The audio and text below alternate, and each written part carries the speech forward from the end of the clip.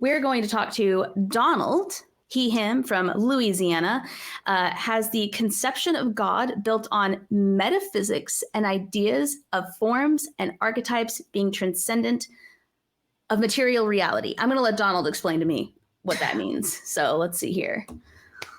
All right, Donald, you are live. Yes. I was calling in here because I previously had a conversation with Scott Dickey, and he had said to call into this show, but I'll just repeat my argument from before. Okay. It's that God, you can take ideas from many philosophers like Berkeley and Jung and Plato's theory of form. And try to make an idea of God as, okay, if you have to believe that there are forms that are transcendent of physical reality, and from Berkeley's idea that we exist in the perception of the mind of God, creates physical reality. And you can also take Jungian archetypes as emerging from God, and the collective unconsciousness of humans comes from stems and is a branch from God.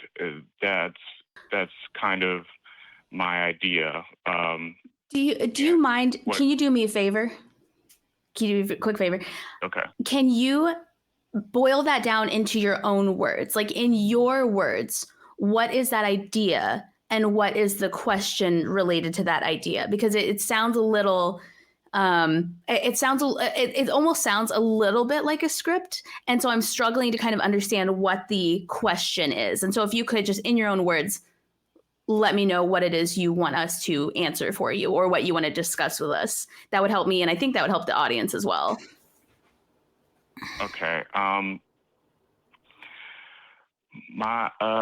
would say I believe God is a consciousness that is connecting the forms that reality is projected from, and okay.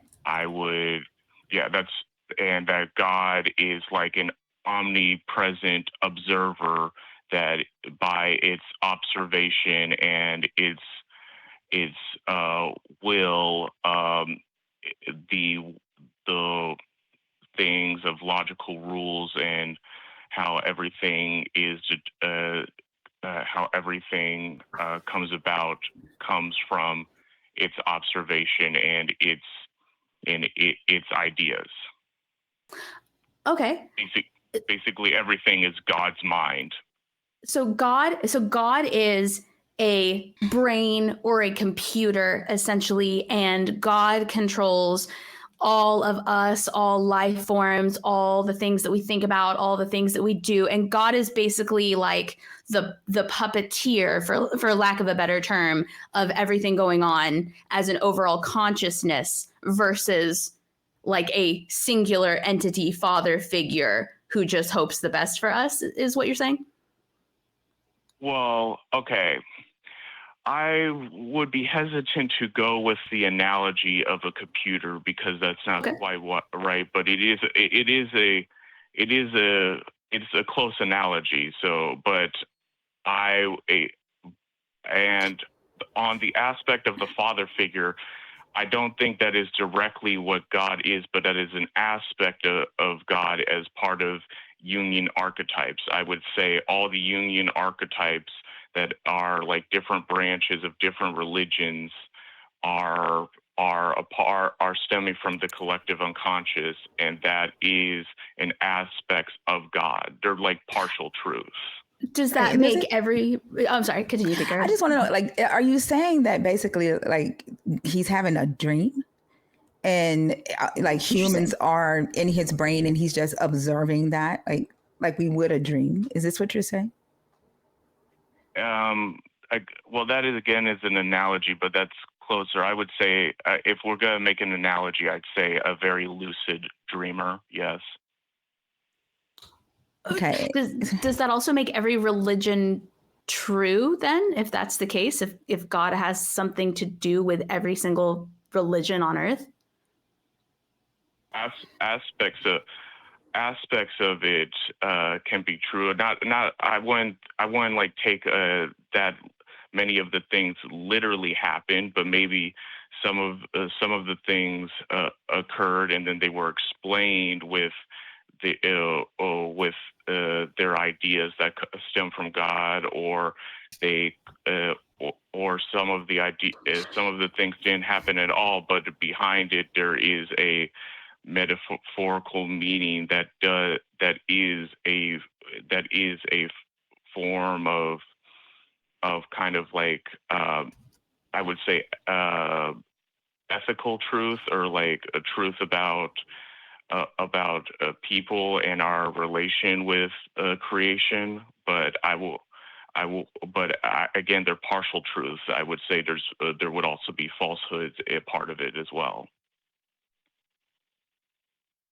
If we're gonna go with analogies, it's like shadows. There's perfect forms, but we can only perceive the shadows of these forms, the projections of them.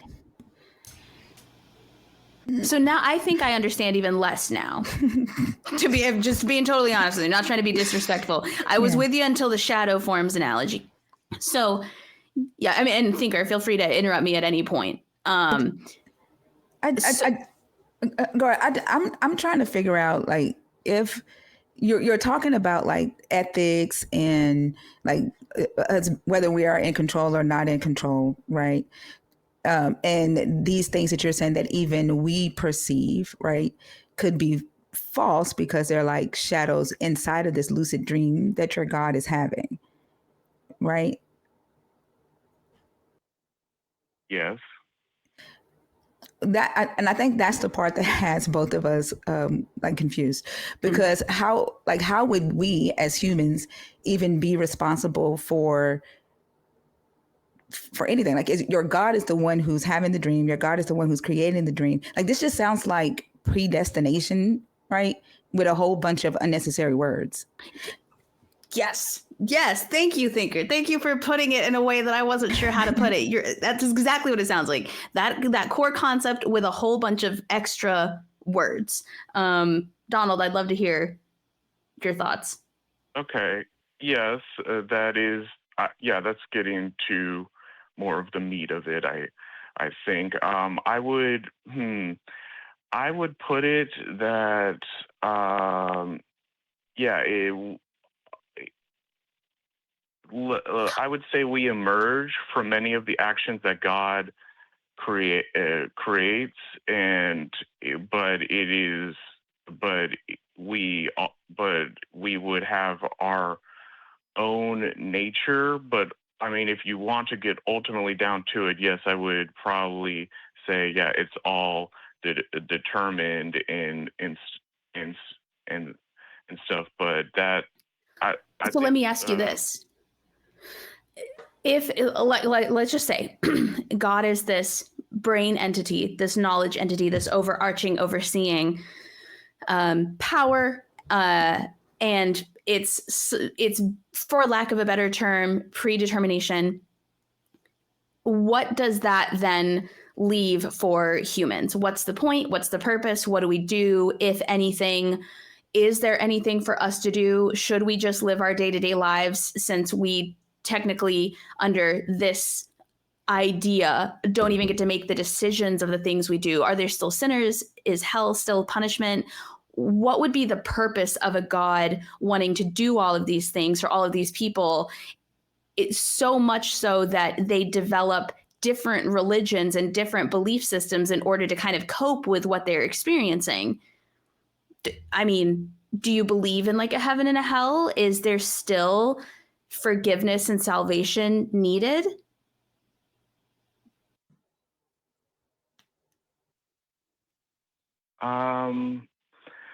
I would.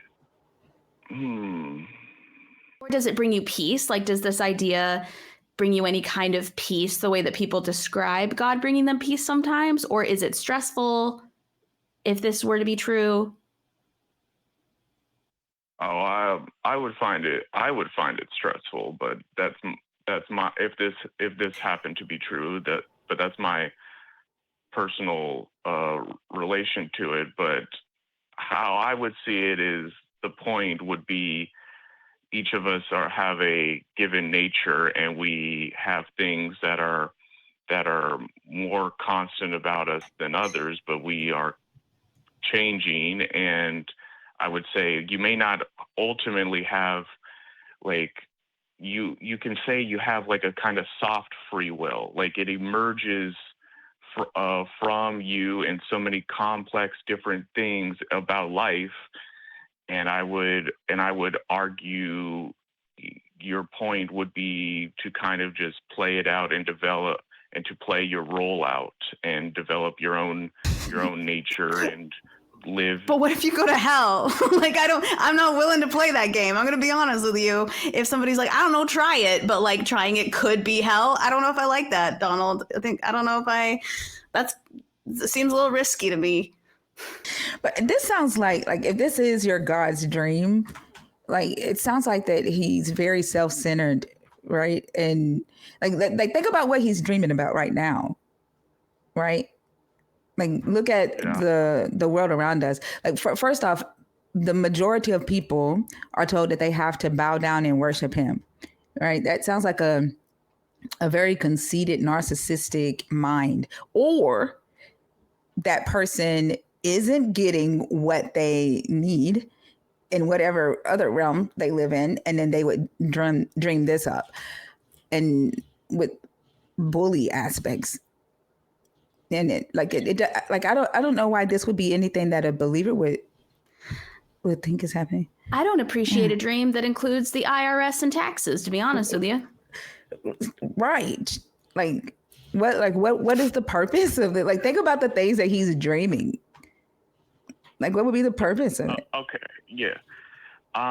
Again, this is even more speculative because we're talking about a mind that is beyond time and understands so much. Like we're like our individual lives are like a blip, and I would argue that God would probably think, okay, I'm going to put in some conditions for suffering, and wants evolution, and wants us to. But for what is the question, though? Well, and also, who can edit their dreams? I can't edit my dreams. Can you edit your dreams? Yeah, yes. If you're aware you're dreaming, yes. You haven't had a lucid dream. What do you mean you can edit your dream if you're aware that you're dreaming? Like when I'm aware I'm dreaming, I can change the environment in my dream of what I'm dreaming about. I could change. But you can't go back and change what you've already dreamed. Yeah, but I could change my memory of it. Let's talk about this for a second. Wait a second. And totally not being sarcastic. When I dream, I'm literally at the mercy of my dreams. Like, I don't know if you guys have ever had those dreams where like you can't yell, or you wake up in the middle of like, have you ever had those dreams where you wake up and you're dreams? Yeah, or like you're in your house, but you're also like at work, and there's like customers in your room being like, check me out, and you don't have like you know what I mean? Like I can't control any of that. I hate those dreams because there is no control.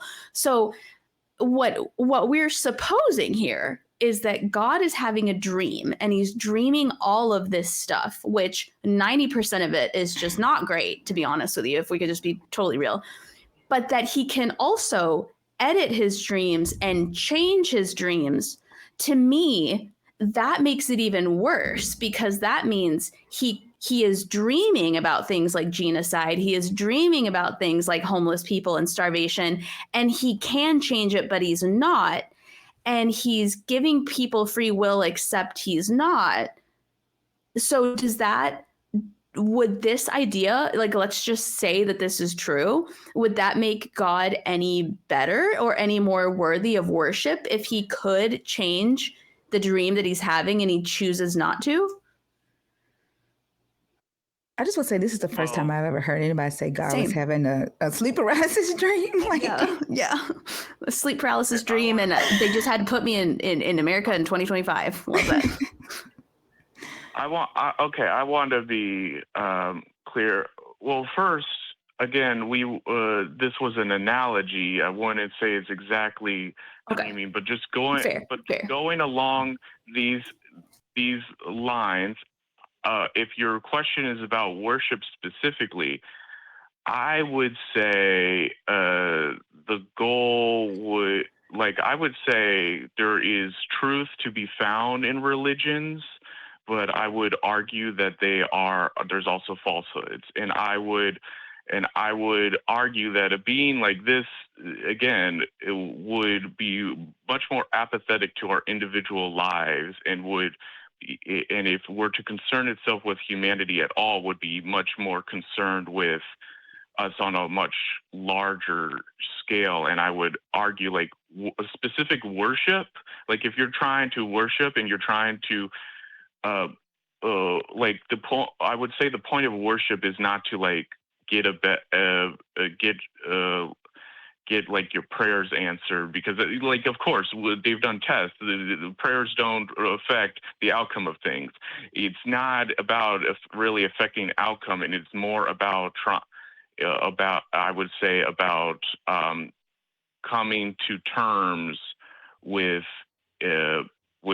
God and trying to understand your place for yourself, to try to develop your own mental fortitude to deal with reality, rather than you get anything. But I wouldn't think this creator would want blind worship.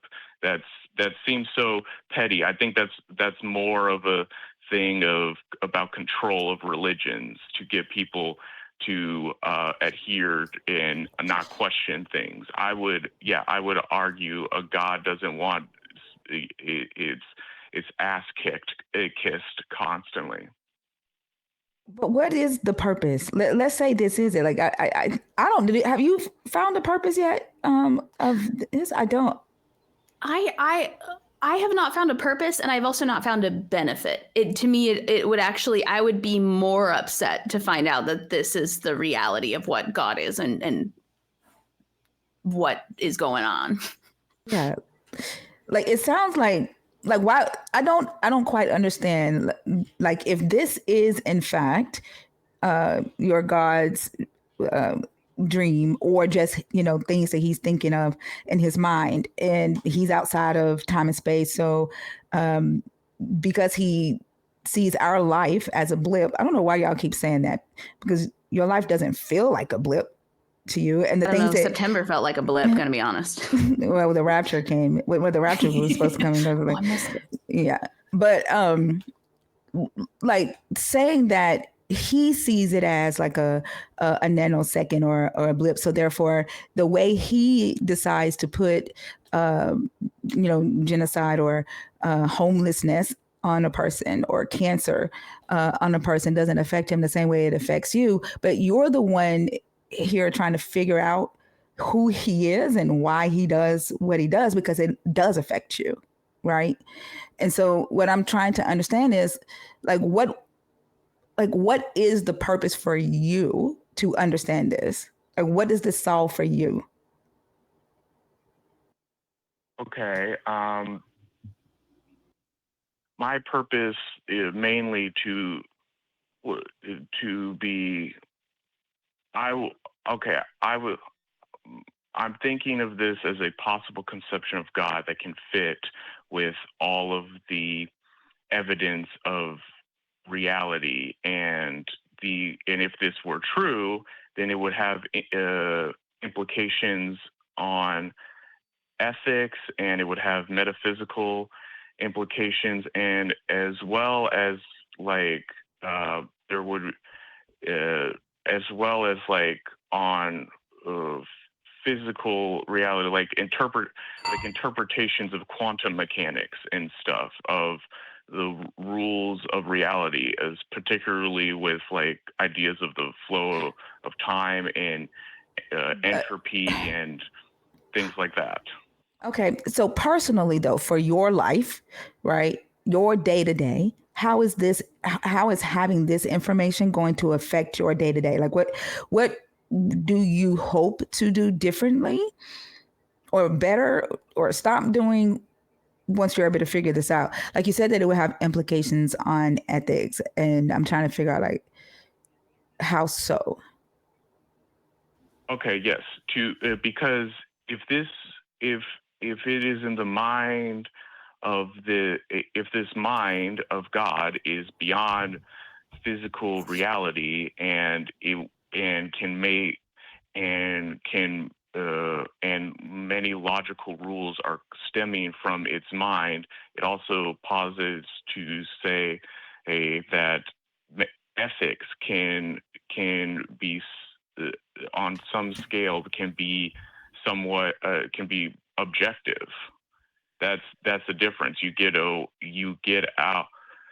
So to try to understand what this being's morality is, and ideas of morality, which I think would be very different conception from what human morality is. Like, it would be I would. But if you could figure that out, that can be a better way of trying to figure out how you should act and how civilization should tend towards. So we're going on about 22 minutes. And I think what we should do is we should have you all think about it a little bit. Think about the question that Thinker asked you in terms of, what does this mean? What would this look like? What would the purpose be? What would this? And then call us back maybe next Sunday, or once you've had a chance to kind of look into this and think about this a little more, and tell us what you think. Because I don't want to leave our other callers waiting, but it's to consider. Could you tell me, like, I had originally called in here to talk to Scott Dickey and talk to him about like how arguments for how there can be like prescriptive knowledge and prescriptive laws, and because that was one of his main objection before, and I don't know when he's on. So could you tell me when to call to get him, or?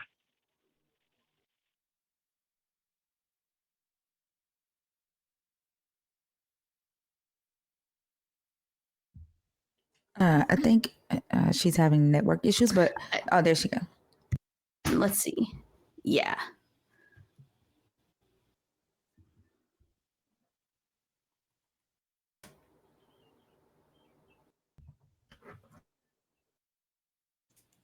See, can you guys hear me now? Yes. Mm-hmm. Yes. Yeah. For the crew in the back, if you could stand by, my internet at the moment.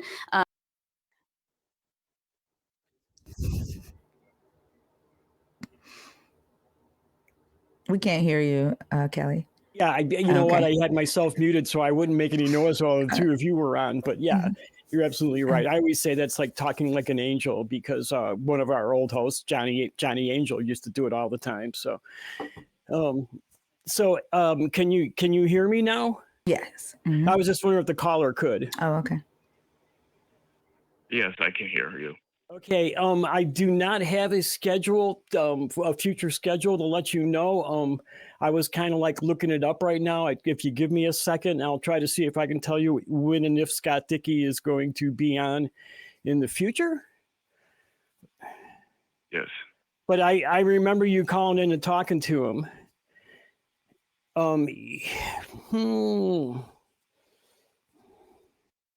He will be on the 26th of this month. Okay. Thank you. Sure, that'll be his next time hosting here. There are like 8 different hosts of the show, and they all switch off. So usually we get each host about once a month.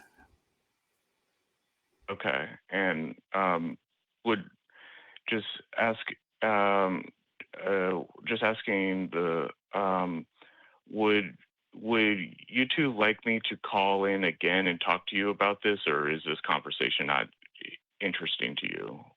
Just I don't know that I could give you some of the responses that you. It's not that it's not interesting. I don't know that I'm schooled enough in the topic to be able to have a good conversation with you, and that would be my fault, not yours. Okay. And I know Scott has a big background on mathematics. That's why he wanted to talk to you again about it. So yeah. And me, I'm the kind of guy that I would rather go fishing and not do math. If I can get away with not doing math, I'm doing something else. So. Okay. Yeah. So, yeah. Okay. I mean, if you have something else you want to talk about with me, I'd be more than happy to talk about that. Or we can just move on to the next caller if you'd like. Yeah. Just don't want to take the other caller's time. Okay. Well, thanks for calling in. I appreciate it. And I will let Scott Dickey know that you're going to call him on the 26th. Okay. Yes. All right. Cool. Thank you. Thank you so much for calling in. And I will hope to hear from you more in the future. You too.